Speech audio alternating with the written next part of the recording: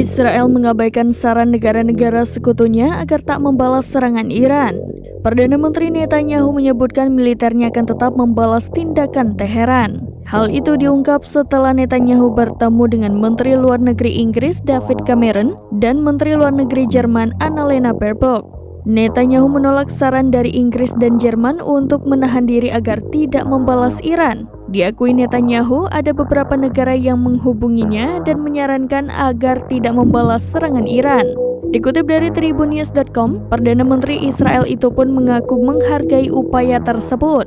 Namun ia tetap pada pendiriannya dan menolak saran tersebut. Dikatakannya Israel akan membuat keputusan sendiri mengenai tanggapan terhadap Iran. Zionis disebutnya akan melakukan segala upaya yang diperlukan untuk mempertahankan diri.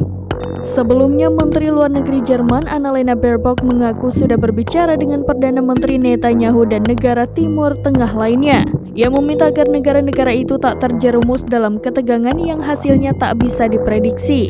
Sementara Iran dengan tegas mengatakan tak akan tinggal diam jika Israel kembali berulah. Pemimpin Teheran menyebut balasan yang akan dilayangkan pihaknya jauh lebih beresiko. Pemimpin Teheran menyebut balasan yang akan dilayangkan pihaknya jauh lebih beresiko.